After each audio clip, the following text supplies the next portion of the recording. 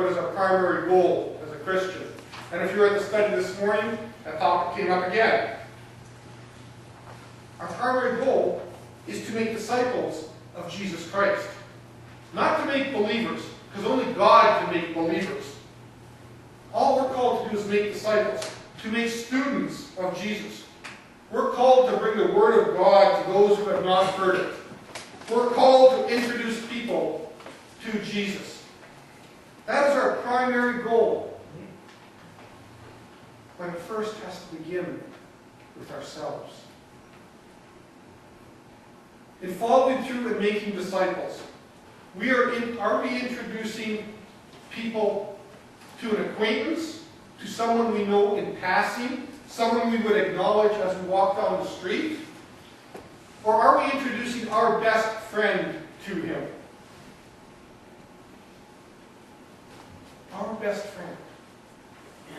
The one who not only cares for us, but laid down his life for us.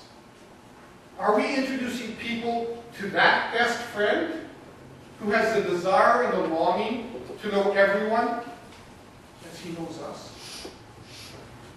Because it is one thing to introduce one acquaintance to another, but it's an entirely different thing to introduce your best friend to someone in need. In introducing acquaintances with each other, we can have an attitude of, oh well, if it doesn't happen, there's nothing lost. But when it comes to our best friend, do we have that same opinion? Oh well, it didn't happen, nothing lost, maybe next time? Sometimes we do. Sometimes we don't have that attitude. Last Sunday afternoon, that's how I felt. Oh well, but it bothered me. And that's where second chances come in. We're given a second chance to change our opinion from, oh well, that didn't happen, nothing lost, to this is important to me, and we have to do it. I have to do it. And that change will only come about if Jesus becoming our best friend is a priority in our lives. This past week, Melody and I were talking through the internet as we do. We talk 3 or 4 times during the day whenever I have the pockets house and I see her. She's on the internet. With our computers, we can talk to each other as if we're talking on the phone. And there's no long distance charges. It's awesome. And in one of our discussions, we talked about priorities. We spoke about her priorities and my priorities, of how high on our priority list is us to be together again, and for her to get healthy again. That's high up on that list. But we also discussed how that's not our number one priority in our life. We discussed our number one priority, Jesus Christ. And how thankful we are that He is our number one priority. And for Melody and I, this is not a new discussion. It is one that we've had in the past, we've had in the present, we'll continue to have it in the future. How thankful we are. He is our number one priority.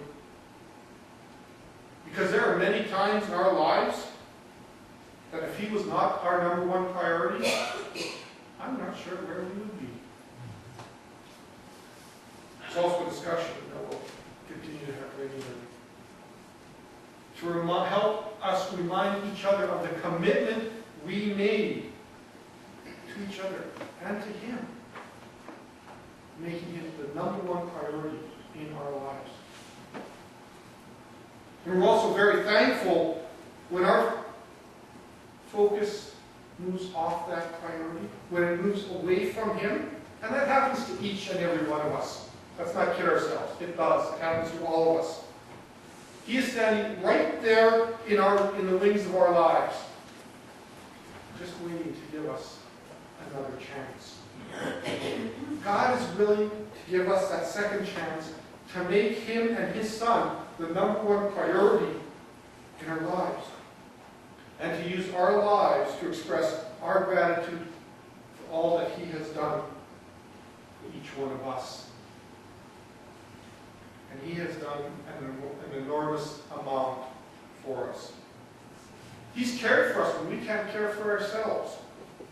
You know, as Melanie and I have placed God as our number one priority in our lives, He has cared for us and for our needs. He has fulfilled and continues to fulfill His promise to us. The promise that Jesus Christ made in our gospel lesson today. But seek first the kingdom of God and His righteousness, and all things shall be added to you. And as I finish today's message, I want to plant a seed in each one of you. And over the next couple of days, as we gather with our friends and our families to share a Thanksgiving meal, as we gather in laughter and in memories, and sometimes some tears, I pray that God will germinate that seed, this seed I want to give you, in you. And the seed is this. Giving thanks, expressing gratitude for all that God has done for you, is more than saying, thank you, God. Amen.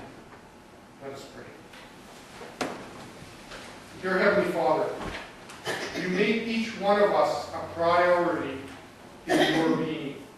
Help us, Lord, to make You a priority in our lives. We pray this in Jesus' name. Amen. May the peace of God and the love of Christ, which passes all human understanding, keep our hearts in mind